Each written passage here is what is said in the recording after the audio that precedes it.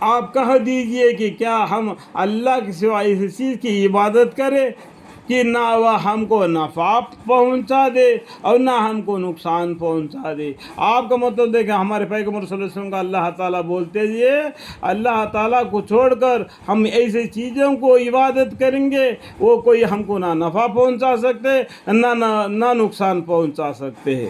کیا بولتے ہیں؟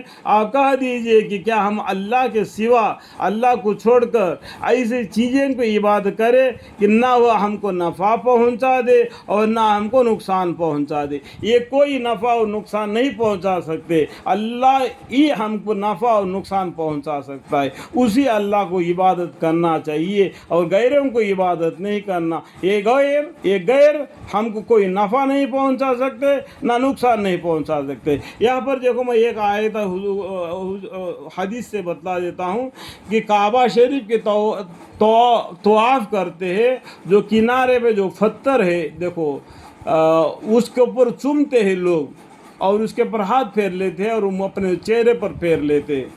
وہاں پر بہت بھیڑ لگ جاتا ہے حج کرنے والوں کے، عمرہ لوگوں کے لیے، ٹھیک ہے۔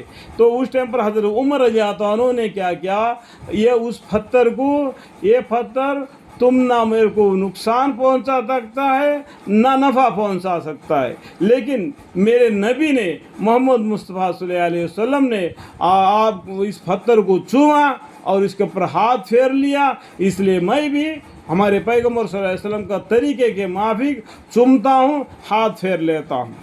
نہ تم مجھ کو نقصان پہنچا سکتا ہے نہ ہم کو فائدہ پہنچا سکتا ہے۔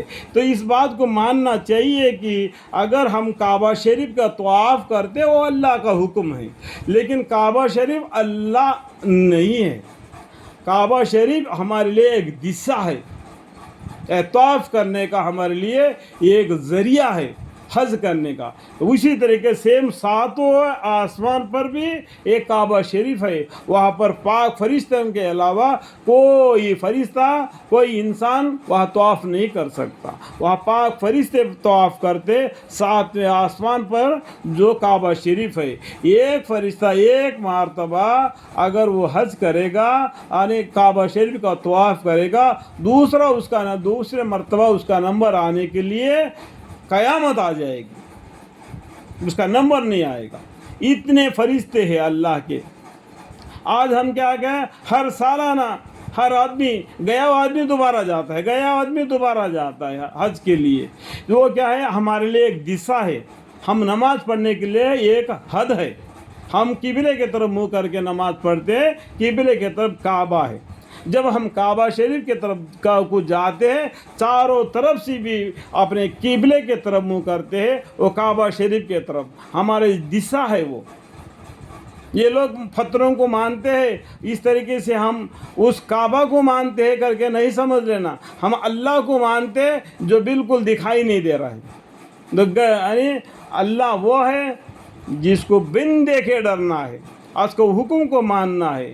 اللہ کا حکم کیا ہے، مکہ کی طرف اپنا منہ کر کے نماز پڑھو، اس لیے ہمیں مکہ کی طرف منہ کر کے نماز پڑھتے ہیں، یہ اللہ کو حکم ہے۔ ٹھیک ہے، سمجھ میں آ گیا؟ آپ کہہ دیجیے کیا ہم اللہ کے سوا اس چیز کی عبادت کریں کہ نہ وہ ہم کو نقصان پہنچا دے اور نہ ہم کو نفع پہنچا سکے اور نہ ہم کو نقصان پہنچا دے۔ یہاں پر میں نے آپ کو کیا جوڑ دیا، حضرت عمر رضی اللہ عنہ کو حدیث کو، ٹھیک ہے۔ اور کیا ہم ایسے پھر جاوے اور کیا ہم الٹے پھر جائے؟ جب دین اسلام ہم کو معلوم ہو گیا، حق بات معلوم ہو گیا، قرآن ظاہری ہو گیا، قرآن کے ذریعے سے اللہ کا حکم ہم کو پھر مل گیا، پھر کیا ہم الٹے پھر جائیں گے؟ بعد اس کے کہ ہم کو خدا تعالیٰ نے ہدایت کر دی ہے، اللہ تعالیٰ ہدایت کرنے کے باوجود بھی اگر الٹے پھر جائیں گے، جیسا کوئی شخص ہو کہ اس کو شیطان نے کئی جنگل میں بے راہ کر دیا ہو، شیطان نے کسی انسان کو جنگل میں لے جا کر بے راہ کر دیا، اس کو راستہ نہیں معلوم ہو رہا ہے، اللہ تعالیٰ نے ہم کو راستہ بتلا دیا ہے، اور وہ بھٹکتا پھر رہا پھرتا ہے۔ یہاں پر اللہ مثال دے رہے، وہ بھٹکتا پھرتا ہے جنگلوں میں، اس کو معلوم نہیں ہوتا ہے کہ راستہ کدھر ہے۔ اس کے کچھ ساتھی بھی ہو کہ وہ اس کو ٹھیک راستہ کی طرف بلا رہے ہو کہ ہمارے پاس آ جا. جو مسلمان ہے، جو ان کے ساتھ ہے، دور میں ہے، اور وہ بھٹکتا پھر رہا ہے جنگلوں میں، شیطان نے اس کو بھلا دیا ہے، تو جو مسلمان یہ اللہ کے پر ایمان لائے ہیں وہ اس کو بھلا رہے ہیں ٹھیک راستے کی طرف. آ جاؤ، ادھر آ جاؤ، بلا رہے ہو کہ ہمارے پاس آپ کہہ دیجئے کہ یقینی بات ہے کہ یہ راہی راستہ خاص اللہ ہی کی راہ ہے. راہی راستہ کون سا ہے؟ صرف اللہ ہی کا راستہ ہے. اہدنا الصراط المستقیم. یہ لوگ اہدنا الصراط المستقیم کی طرف انسان کو بلا رہے ہیں جو بھٹکا ہوا ہے شیطان کے وجہ سے، جنگلوں میں راستہ معلوم ہونے کی وجہ سے بھٹک رہا ہے غیر اللہ کو، اس کو مانتے ہوئے.